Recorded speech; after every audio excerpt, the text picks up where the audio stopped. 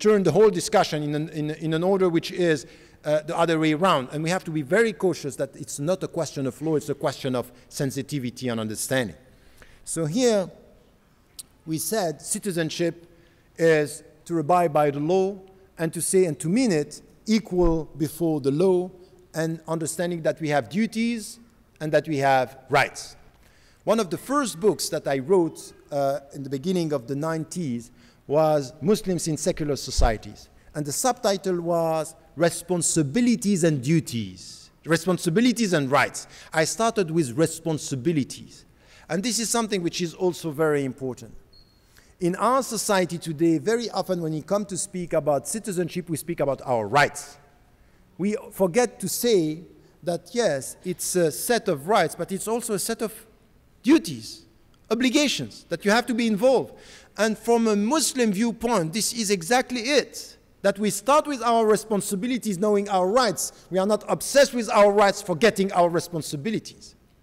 So this is a mindset which is important, that I have to contribute. And this is why anyone today who comes to me and tell me you have to integrate, I say, I don't care about integration. For me, it's over. Now we are in the post-integration area where we have to contribute to the society. It's not integration, it's contribution. And this is why it's interesting to listen to what the African-American Muslims have to say on this. They don't care about integration. Now they want justice for them, for the society, within the society, but they contribute to the future of this society. And the converts, the people who are converted to Islam, sometimes they are going the other way around. Instead of using the culture as something which is an asset to give something to the society, they are Arabizing themselves, Pakistanizing themselves. They become strangers in their own society. Well, they should do exactly the opposite. But who is to blame for that? Many within the Muslim communities, they are confusing the cultures of origin and imposing to a Muslim, a new Muslim, a revert or convert to change their culture. That's wrong. That's completely wrong. So this is why we really have here to come to a better understanding of this society, the rule of law, equal citizenship, and to be involved in anything which has to do with justice. And I will end with this.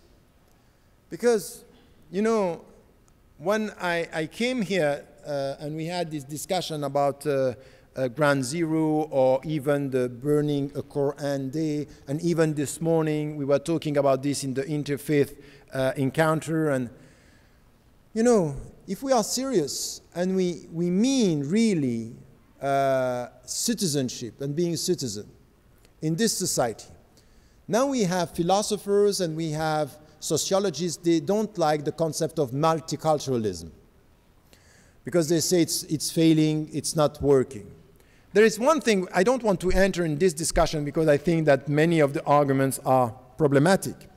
But I'm using one word that is an objective word that we cannot deny.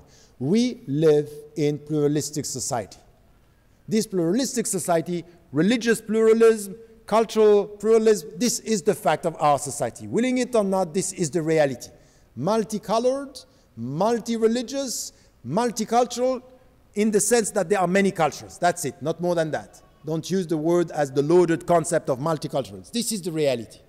Now, as citizens, we all say we abide by the law, we are equal before law, and we want justice for all, no discrimination.